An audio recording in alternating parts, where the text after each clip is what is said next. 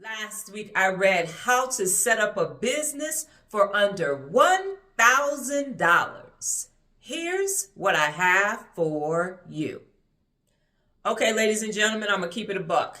I got this book from someone that was doing a garage organization, and I thought when I read the back, I thought, I'm probably not going to like this book. But even when I have that, sometimes in the past I've been wrong. I've said that on previous book reviews, and this time I was correct. So the book is about 64 pages of actual content. Then it has a couple 10, 12 pages of resources. It's about two successful business owners came together, and they're going to tell you how to write a book, how to start a business in under $1,000. The interesting part is that the book was published in 2016. In 2016, I was working with the City of Las Vegas and the Urban Chamber to help business owners start their business and grow their business. And so I thought, oh, well, we were talking about the same thing at the same time. So I read the book, and the only thing that I agree upon is that if you're going to be an entrepreneur, the best way to learn how to be an entrepreneur is to become an entrepreneur. Other than that, absolutely not, ladies and gentlemen. It was a bunch of generic terms, how you can do what you need to put in your business plan, a SWOT analysis, and then the back of the book has all these resources. Some of them are still in play today, and some of them aren't in play today.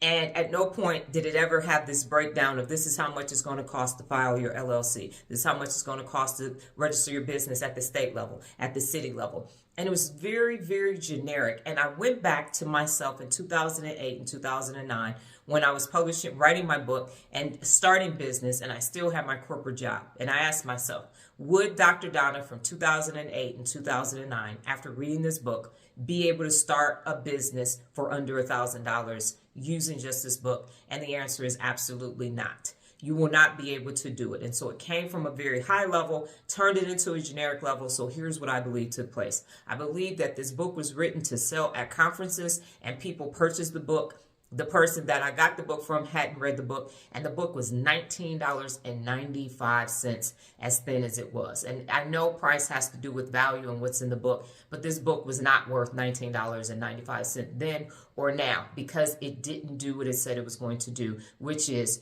start a business for under $1,000 in 2016 dollars or today. So if you already didn't have a business background, if you didn't have a business mentor, and if you were just, and I was running the entire state of Alabama and parts of Mississippi and Tennessee at a $20 million annual budget, had been in corporate America for 9 years at that time, 9 years. So I understood businesses and how businesses are run, and it still isn't going to help you start your own individual entity. It was more of a like generic, here's some information, here's the difference between an LLC and an S Corp, but you couldn't take it and open it up like an instruction manual and go step by step by step. I say that as well because I taught a 6-week course for business owners, and I use the E-Myth Revisited. And I tell people that book is the business Bible. I have no affiliation with Michael E. Gerber, never met the man, but anytime someone is starting a business, I say read the E-Myth Revisited. And even if you've been in business for 20 years, 30 years, doesn't matter. You get referred back to that book because there are nuggets. It talks about infancy stages when you're in your adolescence and then you're a mature business. It talks about the technician, the manager, and the entrepreneur, and it gives you the foundation for what you need to start your business and how you're going to operate your business day in and day out and the pitfalls of that. So my recommendation still is the E-Myth Revisited by Michael E. Gerber. That is the business Bible as far as I'm concerned. This book is not going to tell you anything of value that you can't at this point Google. And I thought that that's what was going to take place, and I was absolutely correct. It's not going to do that. And so for business owners out there, if you're going to be writing a business book, you have to think about the person that's going to be on the receiving end, the reader, the emerging entrepreneur, the existing entrepreneur, and you need to give them information that's actually going to help them and not some generic cookie cutter piece of minutia is basically what it is to say this is how it's going to work. You have to think about the average person reads at a 9th grade reading comprehension level, and some of the things that it's saying do, like just write content, get on social media. If you don't have the skill set to do those things, if you don't understand content writing, and it's like, oh, but then you can outsource this. But if you don't even know what you want to say, how can you tell the content person or the graphic design person what you want them to do? It isn't that type of book. So again, I believe this book was sold at a conference, and it was to get books, to have something on the table, or offering. You know, you can chunk it from the stage and say, go get the book, and this is what's going to happen. They have conference inertia, so they're like, oh, yay, this is where I'm going to get this book. I'm going to start my business under $1,000.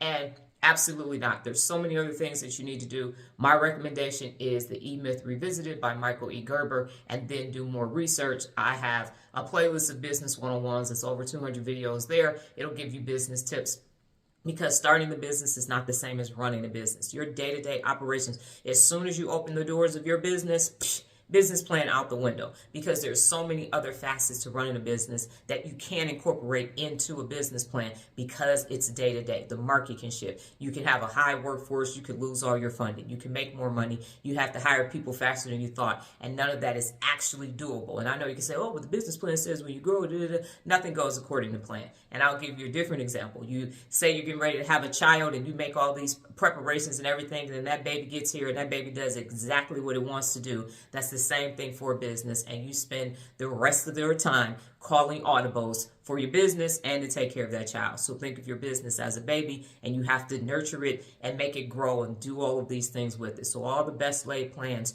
change. And as Mike Tyson says, everybody has a plan until somebody gets hit. That's the same thing with operating a business. So if you're thinking about operating a business, running a business, or have a business, read Michael E. Gerber. But this book is, and I've only done this one other time in the history of book challenges, it's a double thumbs down. Absolutely, 100%, unequivocally, no, no, no, no. And I also Googled both of the authors, and they are doing well. One of them just had a conference. So I'm not saying that they don't know what they're talking about, or that they're not successful and they don't have millions of dollars, because they do. I'm just saying that from a real leader perspective, this book is not going to meet the needs of people who are holding themselves personally accountable daily to become their best. Got it? Good. Last week's next cycle, after 13 years, the blinds in my bedroom were replaced. And they were those little mini blinds, the metal ones. And now I have those bigger faux ones. And it took a lot of time for me to get used to, because the mini blinds were recessed in the windows, and these blinds are outside of the windows and they're bigger. And initially I thought, oh, I don't like this. This is too much. But they were broken and I needed new blinds. And because of the size of the windows, these were the only ones that were available. So I had to get them. And my daughter put them up for me. And for the first 24 hours, I had separation anxiety from the old blinds. And I was like, oh, why isn't it 1997 anymore? Why don't they make these blinds anymore? And now I love them, because the room is lit differently. And so the sun comes in a different way. And I have been telling her since the second day, I'm so grateful for my blinds. Thank you for putting them up for me. And it is a next cycle for me, because the light is different and I feel it. My room feels different. And so I'm completely grateful. So if you have to replace something that is old and you have to get the new version because they no longer make the old version, you have to embrace that next cycle, because it does change the energy and it changes you too. So I like my new blinds. This week's book, The Inside Out Company. Well, that's my time, ladies and gentlemen. But before I get out of here, just remember the tenacity of 10. Let the next cycle begin. Adios.